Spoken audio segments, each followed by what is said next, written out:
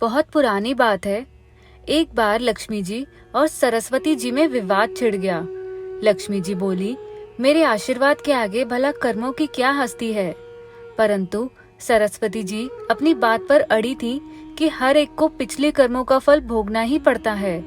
दोनों में बहस छिड़ गई और अंत में लक्ष्मी जी ने कहा, हम दोनों चलकर लक्ष्मी की मंदिर में मूर्ति के पीछे छिप जाएं। वहां जो कोई भी धन की इच्छा लेकर सबसे पहले आएगा, उसको मैं अपनी इच्छा अनुसार धन दूंगी। फिर देखूंगी कि कर्म किस प्रकार उसे दुखी होने से रोकेंगे।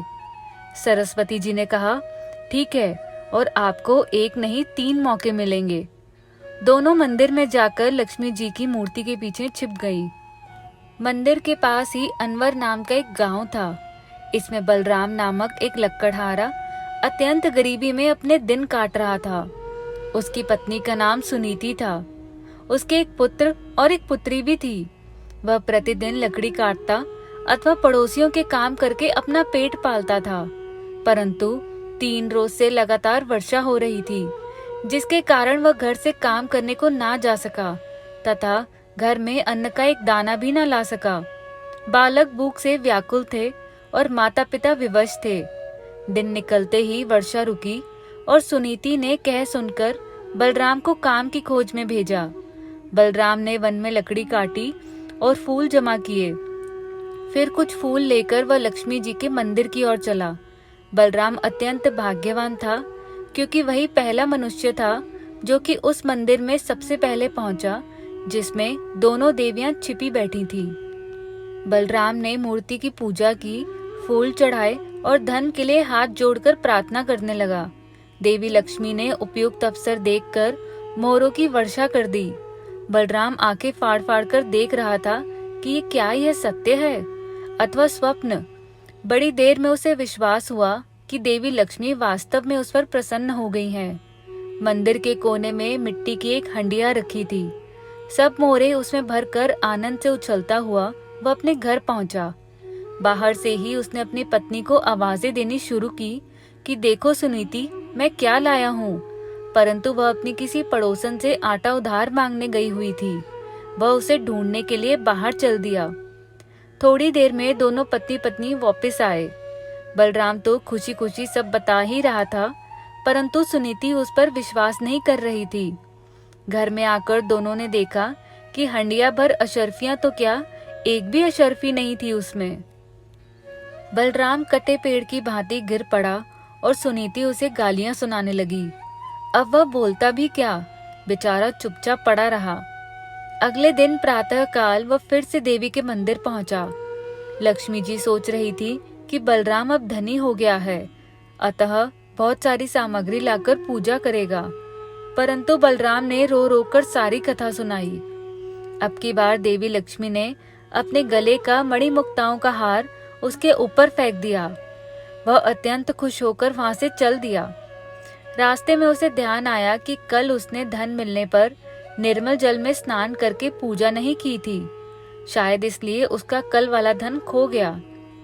यह सोचते ही वह सरोवर पर जा पहुंचा और हार को कुर्ते की जेब में भली भांति बांधकर कपड़े जल के किनारे रख दिए और नहाने को घुस गया। जब वह सूर्य की ओर मुंह करके उसे जल दे रहा था, कपड़ों की ओर उसकी कमर थी। हार जरा सा जेब में से चमक रहा था। मछली उसे कोई खाक वस्तु समझ से चट से निकल गई। इधर बलराम स्नान से निर्वत होकर आया तो हार को गायब देखकर रोने लगा। सब जगह उसने हार ढूंढा पर वहां हार नहीं मिला। घर पहुंचकर उसने रोते रोते अपनी पत्नी को सब हाल सुनाया, परंतु उसने विश्वास करने की बजाय और उसे 4 बातें सुना दी। अगले दिन बलराम फिर से देवी के मंदिर जा पहुंचा। लक्ष्मी जी सरस्वती जी से कह ही रही थी, देखो आज बलराम नहीं आएगा, अब वह अमीर हो गया है। यह मनुष्य बड़े धूर्त होते हैं। परंतु कुछ ही क्षण पश्चात बलराम रोता हुआ आ पहुंचा और आकर सब हाल सुनाने लगा। देवी लक्ष्मी देवी सरस्वती से कहने लगी, यह मनुष्य बड़ा मूर्ख मालूम होता है। सरस्वती बोली, मूर्ख नहीं है, इसके बुरे कर्मों का चक्र अभी समाप्त नहीं हुआ है। लक्ष्मी जी चिढ़कर बोली, फिर वही कर्म चक्र? अच्छा, अब की बार इसको बड़ा कीमती एक छोटा सा पत्थर दूंगी, देखें इसे कौन लेता है। ऐसा कहकर उन्होंने एक छोटा मूल्यवान पत्थर उसके आगे फेंक दिया। बलराम ने उसे तुरंत उठा लिया और आंखें फाड़ फाड़ कर देखने लगा। अब वह उसे मुट्ठी में दबाए घर की ओर भागा। उसे सुनीति के पास पहुंचने की जल्दी थी। आधे रास्ते आकर वह मुट्ठी खोलकर देखने लगा कि कहीं अमूल्य पत्थर हाथ में से गायब तो नहीं हो गया। पत्थर लाल लाल चमकते देख एक चील उसे खान की वस्तु समझकर उसे एक ही झपट्टे से छीन कर ले गई। अब तो बलराम सर पीट कर ही रह गया। उसने घर जाकर अपनी पत्नी को कुछ ना बताया और चुपचाप जाकर लेट गया। उसे ऐसा लेटा देखकर सुनीति का हृदय भर आया तथा वह उसे खोए हुए धन के लिए सांत्वना देने लगी। अगले ही दिन वह मंदिर न जाकर मजदूरी करने को चला गया, क्योंकि सुनीति को ऐसी ही इच्छा थी।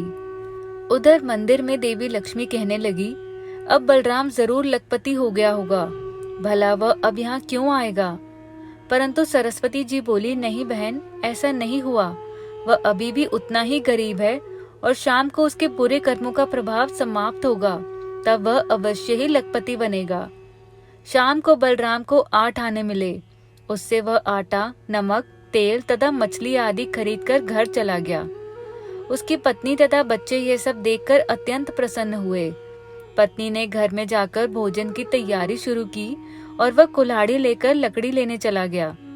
भाग्यवश यह उसी कीकर की डालों को काटने लगा जिसमें उस चील का घोंसला था तथा वह मूल्यवान पत्थर उसी में रखा था। उसको देखते ही खुशी के मारे लकड़ी और कुल्हाड़ी सब कुछ छोड़कर घर की ओर भागा। वह कहता जा रहा था, सुनीति, चोर मिल गया, चोर मिल गया। उधर सुनीति ने जब मछली काटी तो उसके पेट में से वह हार निकल पड़ा। वह उसे दिखाने को बाहर लेकर भागी। वह भी कहती जा रही थी कि चोर मिल गया, चोर मिल गया। यह शोर सुनकर पड़ोस की कुबड़ी बुढ़िया घबरा गई, क्योंकि उसी ने पहले दिन वह मोरों से भरी हंडिया चुराई थी। वह समझी शायद उसी की चोरी पकड़ी गई है और अब उसी के घर वह उसे पकड़ने आ रहे हैं। वह चुपके से उस हंडिया को उसी कोने में रखाई। घर आकर दोनों चकित रह गए, क्योंकि उनकी तीनों चीजें मिल चुकी थी। अब वह लखपति क्या करोड़पति बन गए तथा सुखपूर्वक जीवन बिताने लगे। दोस्तों, अगर आपको मेरी सुनाई हुई कहानी पसंद आई हो तो प्लीज इसको लाइक और शेयर जरूर कीजिए। आपसे विनती करती हूँ कि मेरे चैनल को सब्सक्राइब जरूर कीजिएगा। मुझसे जुड़ने के लिए और अपना कीमती वक्त देने के लिए आपका बहुत बहुत धन्यवाद।